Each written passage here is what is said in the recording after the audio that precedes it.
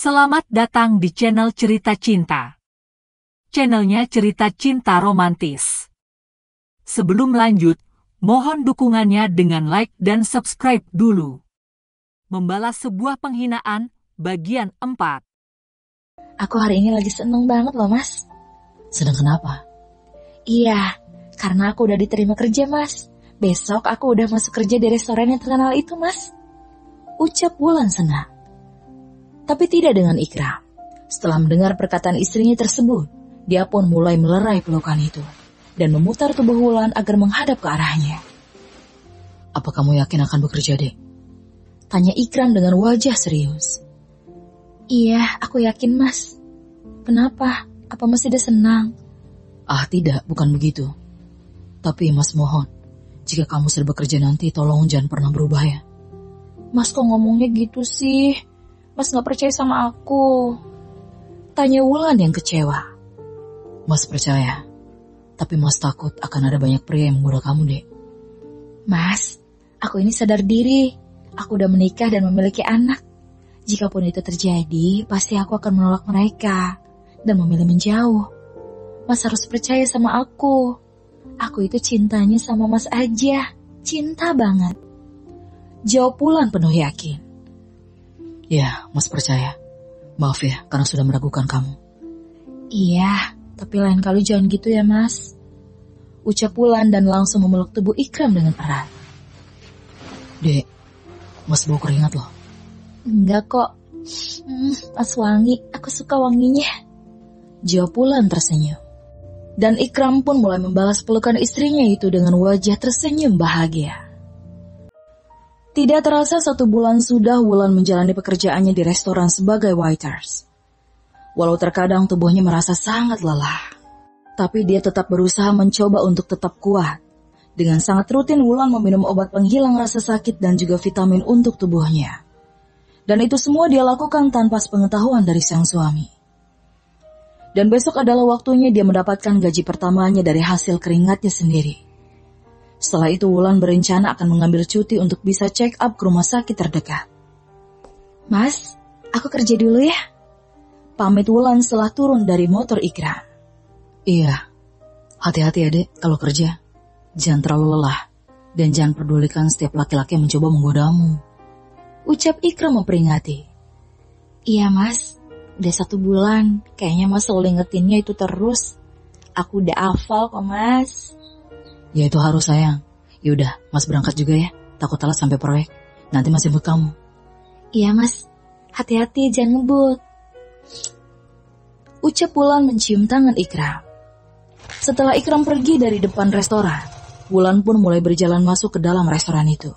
Dan dia langsung menuju ke dalam ruang loker untuk mengganti pakaiannya. Saat ini Wulan sudah mengenakan seragam rok span ketat dan baju kemeja putih yang dimasukkan ke dalam rok. Rambutnya yang panjang mulai ia sanggul dengan sangat rapi, memancarkan kecantikannya yang sangat alami. Wah, Mbak Wulan, makin hari makin cantik aja. Padahal Mbak itu kan udah menikah dan punya anak. Tapi kok masih terlihat kayak seumuran Nita sih? Kasih tahu dong resepnya Mbak. Tanya Nita yang baru selesai berganti seragam. Kamu ini bisa aja sih, Dek. Cantik dari mananya? Mbak aja gak pernah perawatan. Pakainya cuma bedak bayi sama lipstik doang setiap hari. Masa sih? Kok aku gak percaya ya? Benar, ngapain Mbak bohong? Jawab Wulan tersenyum. Iya deh ya, percaya. Oh ya, Nita udah lama banget nih pengen nanya. Tapi Mbak jangan marah ya. Emang mau tanya apa? Tanya aja, gak apa-apa kok. Mbak, yang antar jemput Mbak itu selama sebulan siapa? Suaminya Mbak ya? Iya deh, kenapa? Enggak, aku tuh rada serem aja sama wajah suami Mbak Wulan. Sebenarnya ganteng sih kalau putih, tapi kalau hitam jadinya angker banget wajahnya. Oh ya Mbak, emang Mbak Wulan gak malu ya diantar jemput naik motor butut kayak gitu? Maaf ya Mbak. Ucap Nita tak enak. Iya, gak apa-apa kok, Mbak ngerti. Mbak gak malu kok Dek, karena Mbak cinta sama suami Mbak. Jawab Wulan tersenyum. Mbak setia banget ya. Oh ya, aku pamit ya sama Mbak Wulan. Hari ini adalah hari terakhir aku kerja di sini. Karena besok aku udah gak kerja lagi, Mbak. Loh, kenapa? Iya, aku mau lanjut kuliah, Mbak. Doain ya, aku bisa sukses. Iya, Mbak doain. Ya udah yuk, kita keluar. Bentar lagi telat. Ajak Wulan. Dan mereka pun mulai keluar dari ruangan loker itu dan mulai melakukan pekerjaannya masing-masing.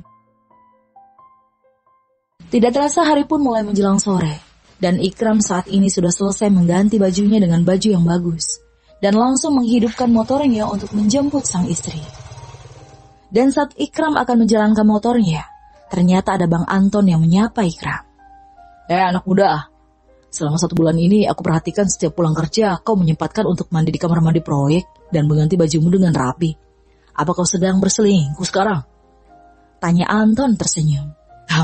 Iya bang, aku memang sedang selingkuh dengan mantan pacarku dahulu. Jawab Ikram tersenyum. Yang benar saja lah kau Ikram. Aku sangat benci loh dengan perselingkuhan. Kata Anton kesal. Maksudku, mantan pacarku itu ya yang menjadi istriku sekarang bang.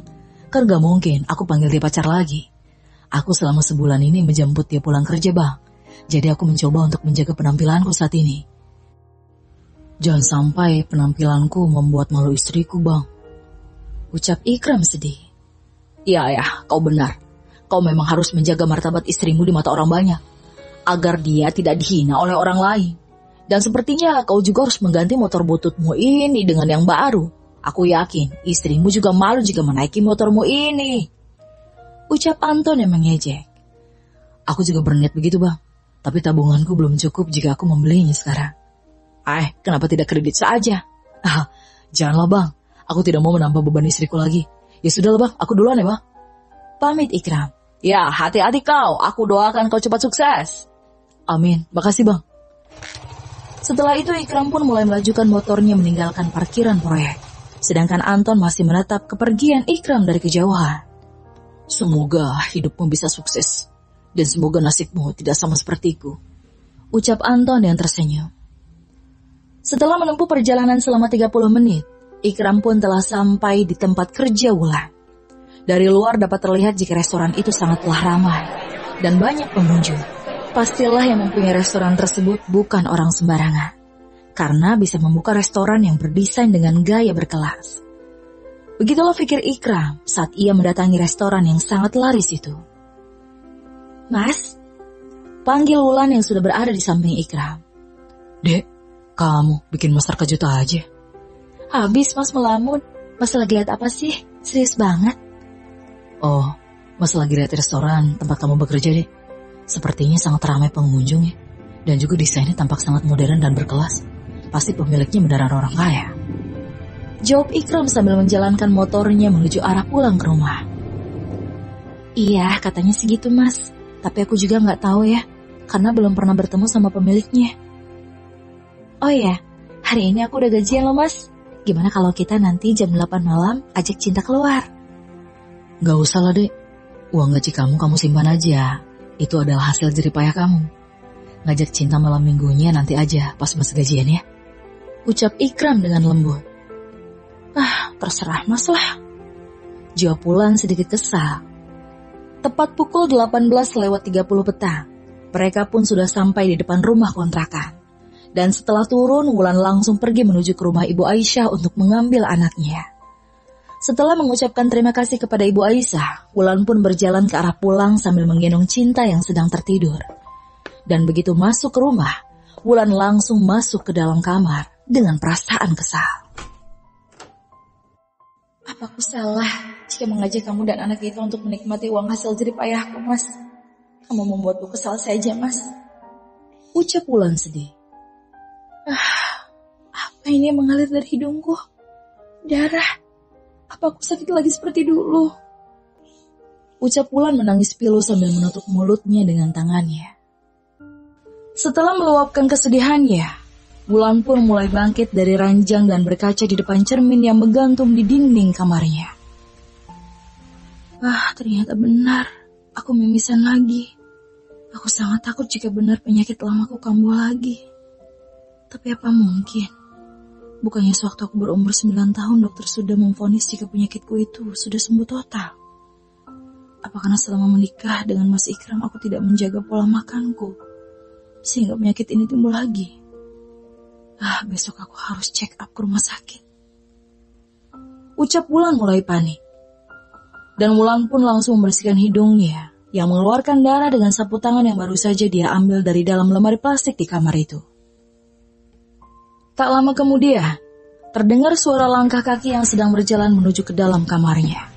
Dan Wulan pun langsung cepat-cepat membereskan penampilannya dan membuang sapu tangan itu ke bawah ranjang. Dek, kamu belum tidur? Mas kira kamu sudah tidur?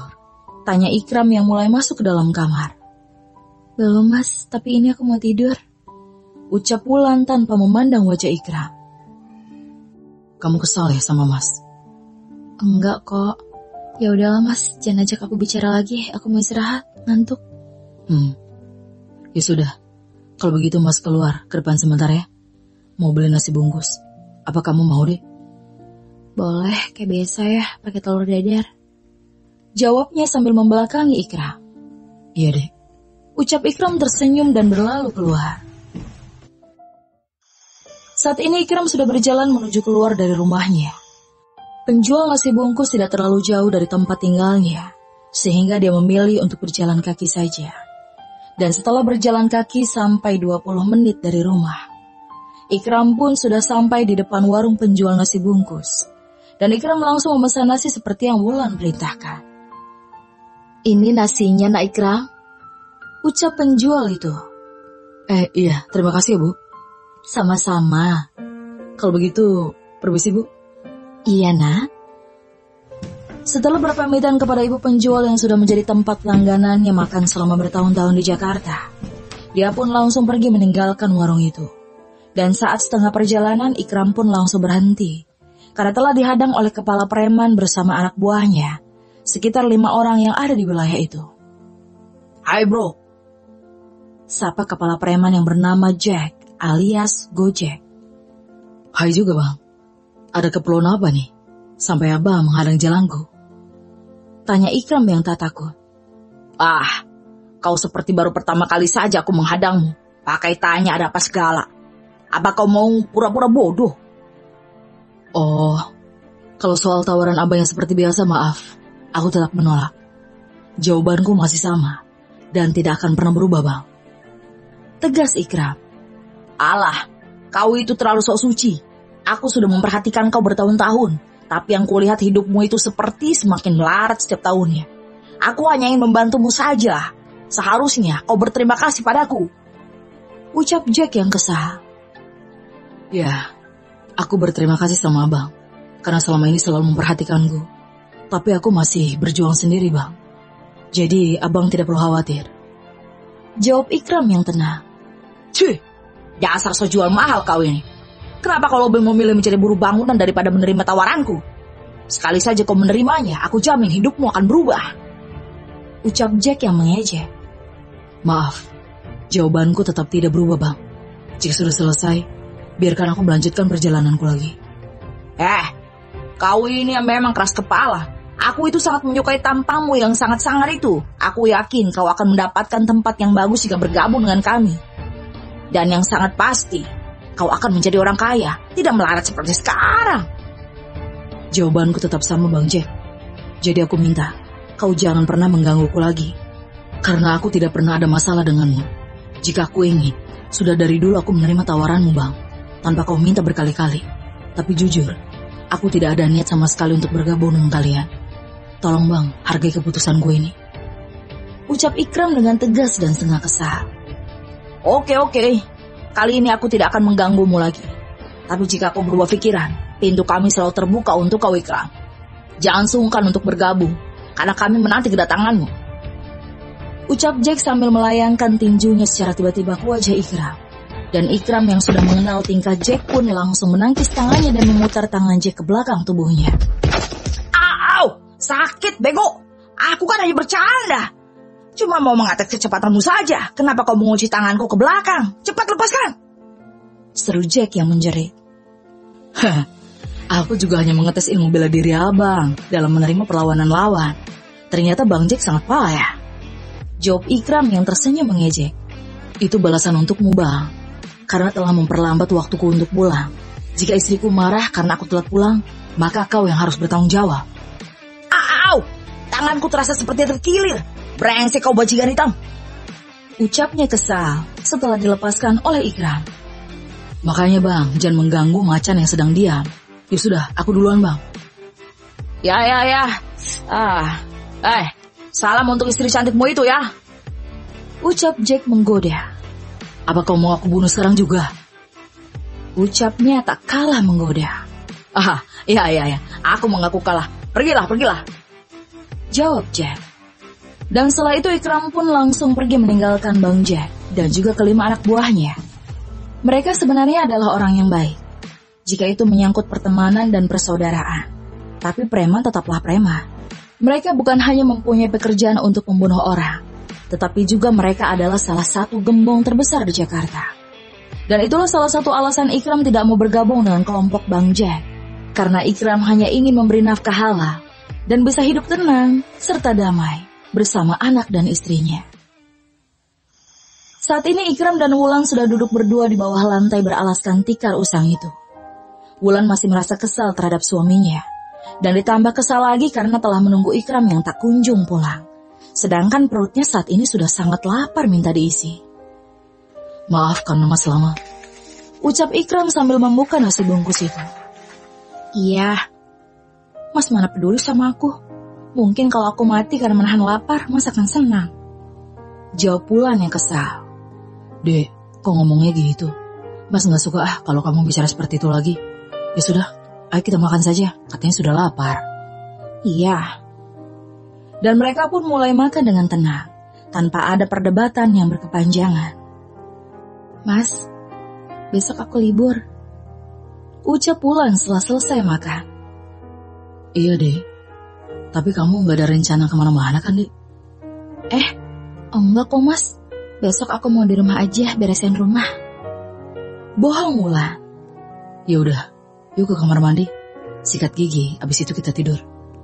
Ajak Ikram yang mulai berjalan ke arah dapur. Maaf mas, kalau aku udah bohong sama kamu. Mungkin ini lebih baik untuk ketenangan hidup kamu mas. Jika besok aku mengetahui hasilnya pun, aku tidak akan memberitahu kamu mas. Sudah cukup aku menyusahkan kamu selama ini. Aku gak mau menambah penderitaanmu dengan mengurus wanita sakit sepertiku. Batin Wulan sambil meneteskan air matanya. Bersambung.